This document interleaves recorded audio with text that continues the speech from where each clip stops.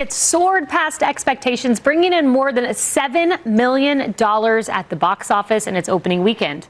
Now, that is the most of any non-concert documentary in a decade. Now, legacy film reviewers were so certain that it wouldn't do well, they would be wrong.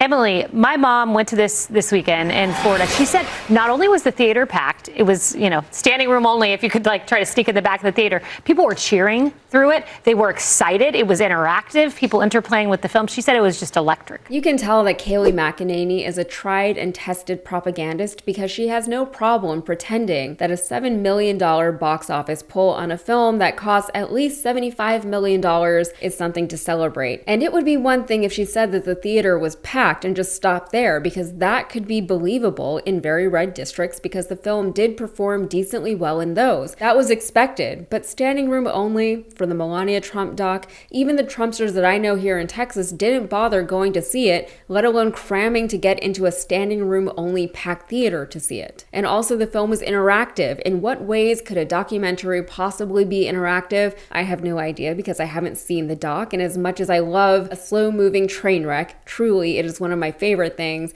I will probably not watch this one. Never say never, but probably not. Sometimes things are so bad that they're good, like that J-Lo documentary that she produced herself about that film project thing that she also produced herself, but other times they're just so bad that they're not fun, like the Diddy doc. I didn't finish that one. Also the Cats movie. I don't think I made it more than 20 minutes into that, and even that was difficult. Also, Melania Trump has never been known to inspire electric energy. She's been in the political public eye for 10 years now, give or take. Her speeches are very difficult to get through, and no, not because her accent is too crazy or anything like that. Her speeches always feel just pointless. You know that she doesn't mean any of the things that she's saying. You know that she's mad that they're making her give a speech, and you know that she doesn't care about the country or its people, or even about her husband and his presidency. I would like to thank my husband, America's director.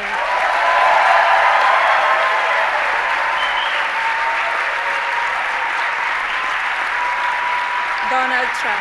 Melania's tenure as our First Lady is something that only people like the hosts on Fox News are happy about. And speaking of those hosts, I'm sure they're just happy to have something to talk about besides the fact that Melania was introduced to Trump by Jeffrey Epstein, which was confirmed in the most recent Epstein drop. So they're all in on this dumb documentary that, despite what the trailer tells you, no one asked for. Currently on Rotten Tomatoes, the doc has a 6% rating with critics and a whopping 99% rating with audience members. And yeah, that 99% feels suspicious, but barring any foul play on Trump's part, which isn't out of the question because we know how they love to goof the numbers so that all of their books hit the bestseller list even though their supporters aren't known to be voracious readers, that 99% rating makes sense when you consider that only Trump/Melania fans are going to watch this documentary voluntarily in the first place, and they're the only ones who care enough to come home afterwards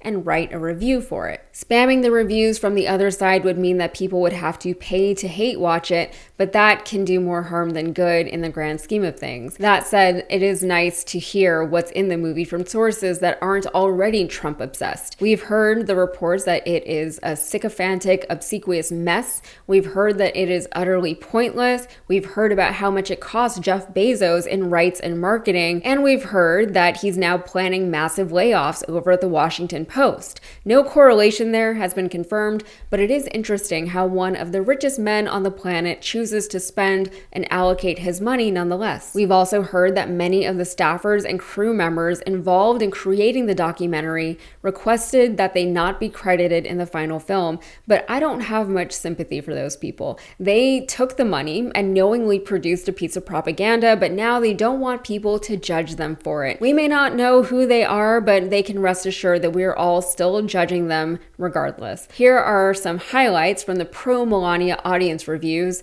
One said, great music, well-paced, touching at times, funny at times, good insight into the personality of a private and remarkable woman. And no, that wasn't a typo, that was insight, spelled as though one is inciting, say, an insurrection. 5 stars. Another said, Very well done, and Melania is such an amazing, elegant person and first lady. It is so sad that half of the country won't watch it. Well, considering its box office poll, I'd say that far more than half of the country did not rush to watch this documentary.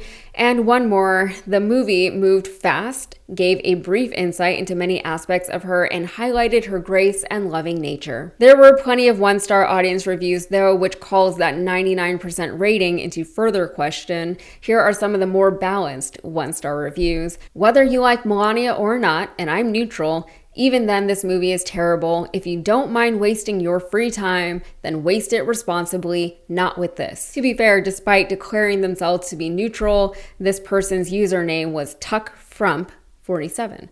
Another said, I went in without bias or expectations, but yeah, it's self-indulgent, vapid muck. And finally, I love documentaries. I have patience. Melania broke it. This isn't a documentary, it's a void with a budget. Absolutely nothing is said, revealed, or explained. It's just slow, polished, nothing pretending to be depth. If this was playing on a plane, I would walk out midair. Forgettable implies that there was something to forget. This barely qualifies as content. Others said that while they were excited to watch the doc, it was quote-unquote absolute garbage or hot garbage. It was accused of being heavily scripted, edited, and curated, and it was criticized for Melania's over-involvement in the film. She was an executive producer on the film, saying that it can't even pretend to be an accurate or critical examination of its subject because of that. Most of the critic reviews were not impressed. One gave it a 4 out of 5, assuming you watch the film through the proper lens and adjust your expectations accordingly. Another more generous review, 2.5 out of 5, said that it's hard to imagine this doc was little more than an attempted distraction from the disaster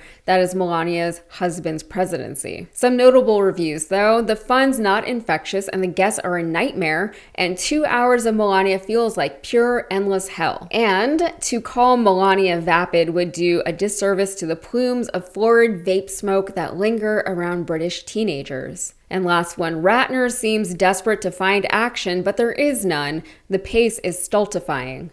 And yes, that is Brett Ratner, the director of the film. Ratner is perhaps best known for directing the Rush Hour movies, the same franchise that Trump himself is now insisting gets a revival, but Ratner is also known for being pictured in the Epstein files. So if the Melania doc was timed as a distraction for all the things going on, including the Epstein files drop, this director is not helping. And here is Brett Ratner attempting to explain the picture to Piers Morgan. As you know, the picture came out of you with Jeffrey Epstein with 2 apparently young women in it. What is your response to that picture? And what is your response to the wider scandal of the Epstein files? Oh, well, that picture in particular happened around 20 years ago, 19, 20 to 21 years ago, because that is a photograph of my fiance who invited me to this event. And that's where the picture was taken. I was never been in contact with Jeffrey Epstein before that photo, and I was never in contact with him after. So that's a picture of me and my fiance at some event. Wow. So who was the fiance, if you don't mind me asking? She doesn't want me sharing her name in the case, but that's my fiance, 100%. Was my fiance. But you're not still. I'm not. I'm going to say you're not still with that. No. He's not engaged. Yeah. It's the world's longest engagement, No, 20 years. 20 years ago, I was engaged to her when that photo was taken. Right. Yes. And your position is you never met Epstein before or after that picture, that night? No, never.